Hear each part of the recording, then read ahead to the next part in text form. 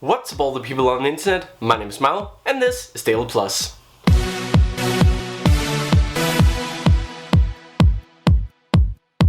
Hello everyone once again and welcome back to DailyPlus, your favorite show about everything Eurovision. So this week was the head of delegations meeting, meaning that we now know pretty much all the songs for this year's Eurovision. Actually, we're only missing one. We also have a lot of music videos, a lot of revamps, so that's some of the things we're talking about today, along with a fun Eurovision fact, and of course the song of the week. So let's get started. And we are starting in Israel, because we now have the revamped version of Made of Stars. When Hovistar won the Israeli contest with Made of Stars, a lot of fans seemed very upset about this song. They didn't feel like Israel would be able to do very well, and they felt like the song was missing something. The Israeli broadcaster has listened to that, and they are now ready with a revamped version of the song. This song has taken away the very rock pop elements, it's taken it down a notch to a slow and nice ballad. Take a listen to the new version of Made of Stars here, and let us know what you think. Made of stars, silver fragments falling, we are made of stars, we are.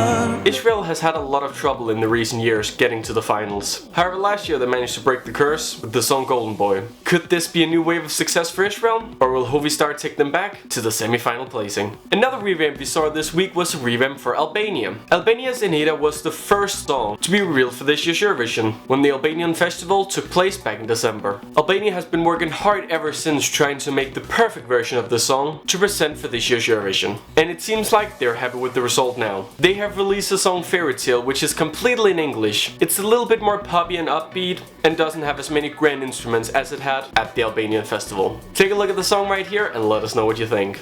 And that's why I love you. Oh, oh. Yes, I love you. Oh, oh.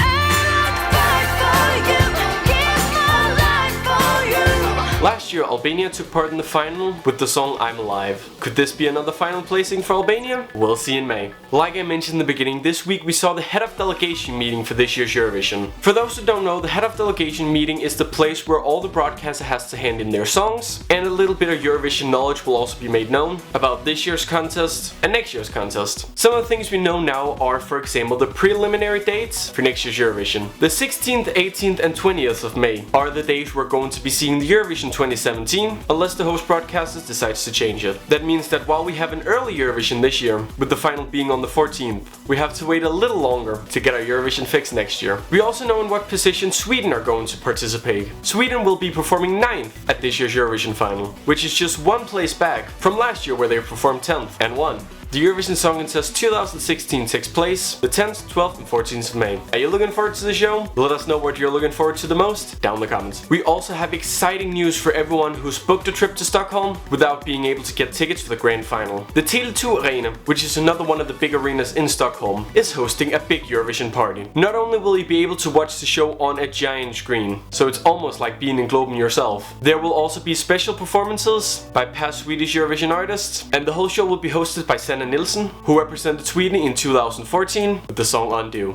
The Eurovision Song Contest is getting bigger and bigger every single year. This is SVT's way to get even more people watching the show, and you should be able to grab your tickets for this Eurovision party very soon. Speaking of exciting news in Stockholm, we are going to see a huge Eurovision exhibit when we go to Stockholm in May. The ABBA Museum will be making the first ever Eurovision exhibition to celebrate the 60 years of the Eurovision Song Contest. This is a great way for Eurovision fans to watch the old shows, watch the old performances, and see some of the things that has made Eurovision what it is today. If you're going to Stockholm, do you plan on visiting the exhibition? Let us know down in the comments. We finally know the song that Malta and Ira Lasko will be singing at this year's Eurovision. This week we saw the premiere of Walk on Water.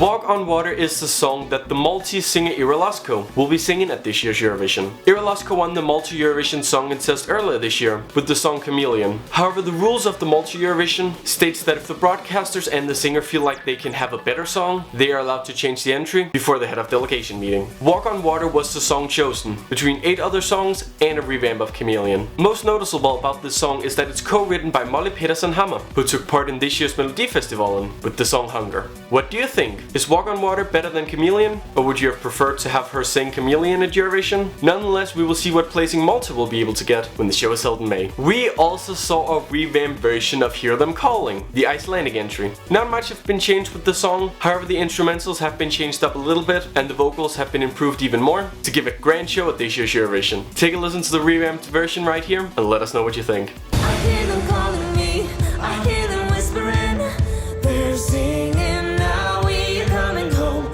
Last year Iceland unfortunately missed the final, but hopefully Greta and Hear Them Calling will be able to get the country right back in the finals. And finally we also saw a couple more music videos this week. All the songs have officially been published on the Eurovision YouTube page. Some of them are just performances from the national finals, but some of them have gotten their own music videos. The new ones we saw this week were from Poland, Austria and the United Kingdom. Take a look at those here.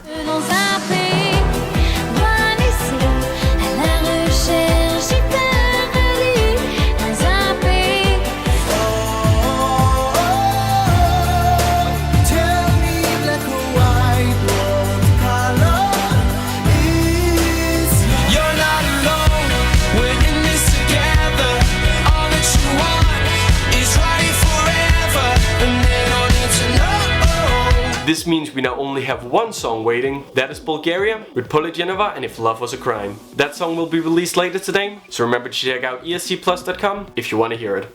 There we go, that was all the news for this week. I hope you guys enjoyed it. But now let's take a look at a little fun fact. This year 43 countries are participating in the Eurovision. Now whether or not all these countries are really European, that's a talk for another day. Australia definitely isn't. But some will argue that countries like Azerbaijan, Armenia, Georgia, Israel, countries like that shouldn't take part, as they are in Europe. The reason those can take part is because they're part of the Eurovision Broadcasting Union, who are responsible for this contest. However, there's actually countries who are active members of the EBU, who has never taken part in the Eurovision, despite the fact that they can. Some of those countries are Tunisia, Algeria, Egypt, Jordan, Libya, and none other than Vatican City. Yes, these countries are all members of the European Broadcasting Union, however they've never taken part in the Eurovision. Some countries have been close though, like Tunisia and Lebanon, and other countries have only taken part once, like Morocco. Who knows what other kinds of Eurovision countries we'll see in the future? Maybe we'll see China, maybe Kazakhstan will officially become a European member. Only time will tell, because the Eurovision is getting bigger and bigger and way more awesome every single year.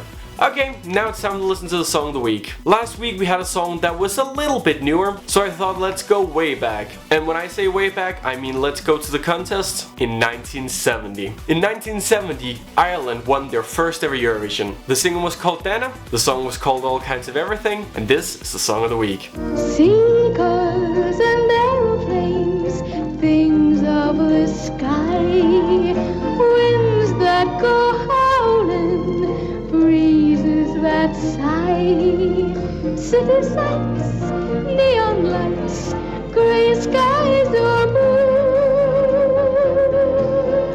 all kinds of everything remind me of you. Dana won the contest in 1970 with All Kinds of Everything, securing Ireland's first win. This was a little bit of a special Eurovision year since 5 countries decided not to take part after the scandal that was the previous year, where 4 different countries were declared the winner. No one really knows if that helped Ireland get their first ever victory, but nonetheless Ireland is still the most winning country at Eurovision. However, Sweden is very close behind. Well, there you go, that was all we had for DailyPlus this week. I hope you guys enjoyed it. If you did, remember to leave a like and a favorite, and click subscribe button for all the videos we do right here on esc-plus. And if you can't get enough of Eurovision and want all the latest news as soon as it comes out, then remember to check our website esc-plus.com. We have all the latest news, we have exclusive interviews, we have polls, everything you need is right there, so check out our website if you want. And if you want some more from me, I have a show called Super Showtime. It's all about music and song contests, it's super duper fun, check it out if you want. But that's all I have to say for this week, see you next time!